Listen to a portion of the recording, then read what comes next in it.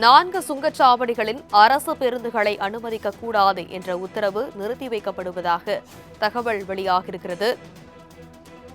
பற்றிய மேலும் விவரங்களை எமது செய்தியாளர் கிருஷ்ணமூர்த்தி விவரிக்க கேட்கலாம். வணக்கம் கிருஷ்ணமூர்த்தி. அரசு பேருந்துகளுக்கு அனுமதி மறுத்த ஆணை நிறுத்தம் செய்யப்பட்டிருக்கிறது. கூடுதல் விவரம். வணக்கம். தென் மாவட்டங்களுக்கு செல்லக்கூடிய 4 சுங்கச்சாவடிகளின் அரசு பேருந்துகளை அனுமதிக்க கூடாது என்ற உத்தரவானது ஜூலை 31ஆம் தேதி வரைக்கும் நிறுத்தி வைக்க வேண்டும் என்று சென்னை உயர்நீதிமன்றம் தற்போது உத்தரவு பிறப்பித்திருக்கிறது.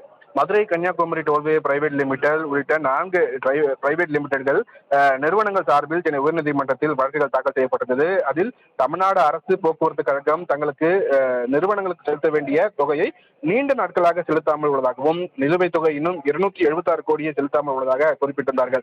சுங்கச்சாவடிகளில் ஊழியர்கள் பேருந்துகளை நிறுத்தி கட்டணம் வசூலிக்க முடியாத சூழல் உள்ளதாகவும் இது குறித்து உரிய உத்தரவு பிறப்பிக்க வேண்டும் என்று அந்த மனுவில் அவர்கள் கேட்டுக் கொண்டிருந்தார்கள்.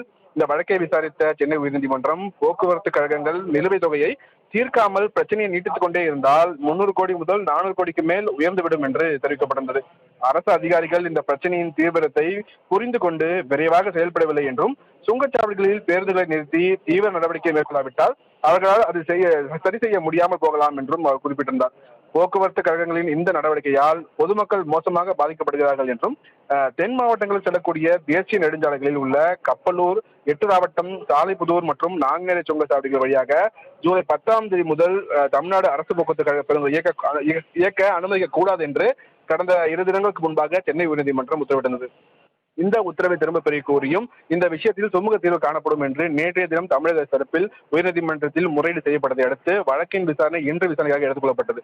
அப்போதுதான் தென் மாவட்டங்களுக்கு செல்லக்கூடிய இந்த 4 சுங்கச்சாவடிகளில் அரசு பேருந்துகளை அனுமதிக்க கூடாது என்ற உத்தரவு நிறுத்தி வைப்பதாக சென்னை உயர்நீதிமன்ற நீதிபதி ஆனந்த் வெங்கடேஷ் தெரிவித்திருக்கிறார். வருகிற ஜூலை 31ஆம் தேதி வரைக்கும் நிறுத்தி வைக்க சென்னை உயர்நீதிமன்றம் இந்த உத்தரவை பிறப்பித்திருக்கிறது.